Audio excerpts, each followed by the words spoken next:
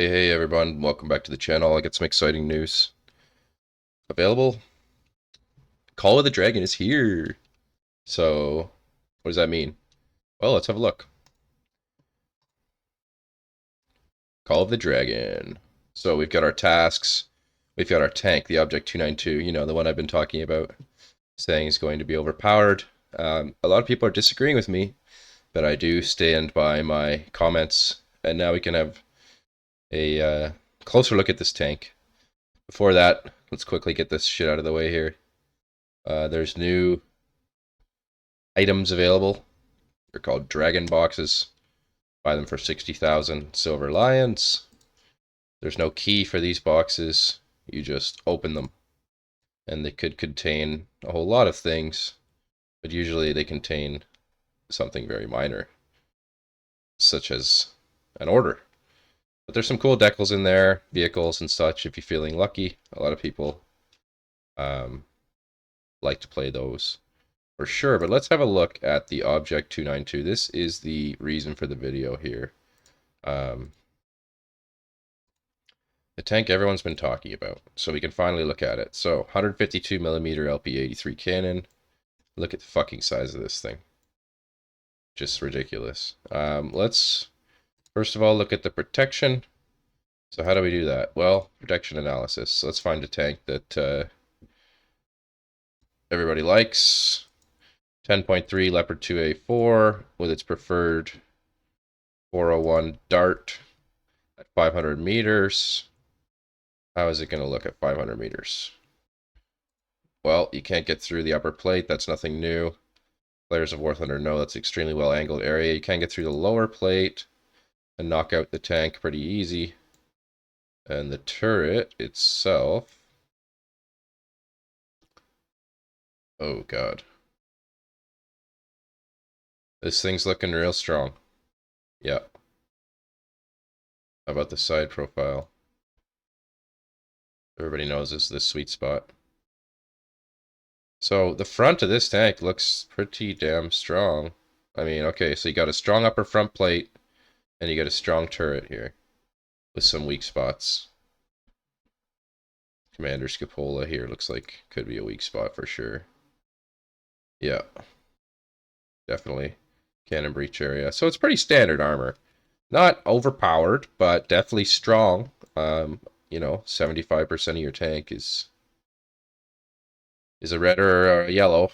Penetration not possible, or penetration possibility is low. So I think the armor's looking pretty good. But what we want to see with this thing, let's take it into a test drive. Now the HE I would not personally use on this tank, but we will have a look at it. Difficulty realistic battles. So keep in mind this is with none of the modules, I believe, or maybe they've updated it now to where the test drive does give you some of the modules. I'm not exactly sure, but we can look at the tank nonetheless. So let's take a look here. So turret rotation speed, not great, pretty damn slow. It does have a dozer blade, which is kind of interesting, I suppose. If you want to doze some shit up, maybe cover up your hull a little bit. That's definitely possible with this tank. You can see how the dozer blade gives you an advantage. Looks like it doesn't have smoke launchers, but it does have an ESS system.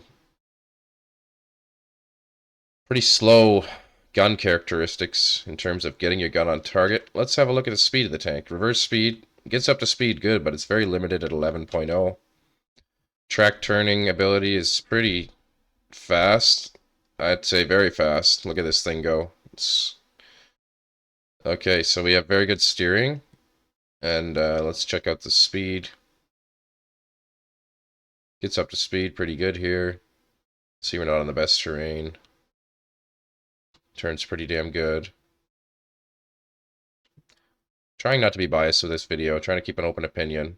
But this tank does look to be one of the faster medium tanks. I don't think you'd have any problem keeping up with anyone in this particular tank. So let's have a look at the gun. That's what everybody wants to see.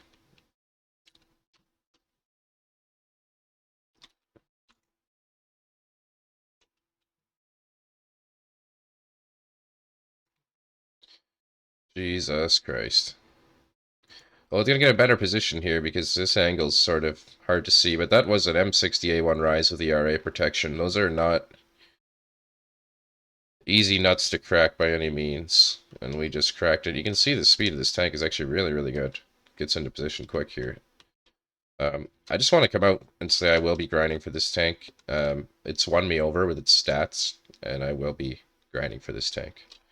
But yeah, let's see what it does to a leopard. Well, everybody expected that. Just gonna get this trees in our way here, so we're gonna move over to a better position. I'm gonna show you guys what this shell can really do.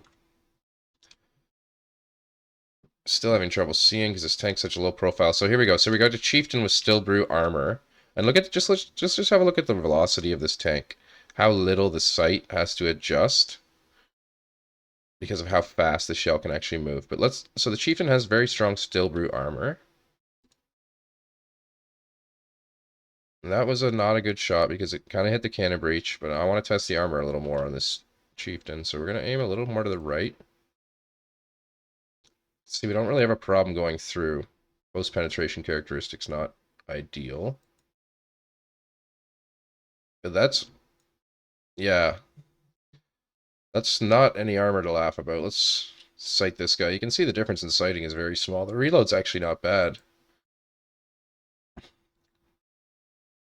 One thing I'm noticing about this shell is it pretty much incapacitates any tank. It doesn't destroy in one hit. But hopefully this video gives you guys a better look at what this thing can do.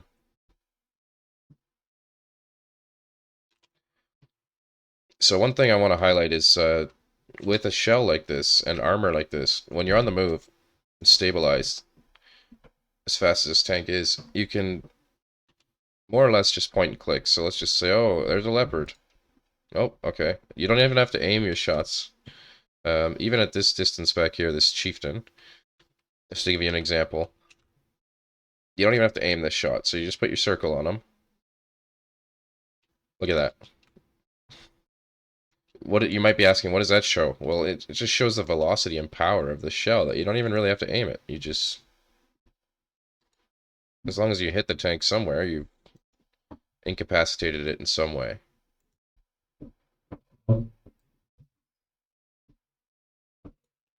This is our first glance at the Object 292. I think it's going to be a very, very strong 10.0 tank, and I recommend everyone try to do the event if they can. I know it's 45,000 score, which is quite a lot. Probably make a video on how to make this event a little bit easier. But I think my favorite part about this tank is its ability to ignore pretty much any armor you throw at it. Like, this Stillbrew armor is nothing to laugh about. There you can see it does withstand the shell somewhat.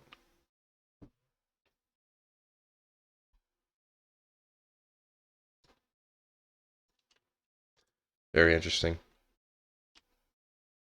Trying to shoot it in spots that are not good, just to see if the shell can just power through it. That was the high explosive shell, which we also should take a look at. 8.5 kilograms of TNT. Did get a bad shot there, hitting a module.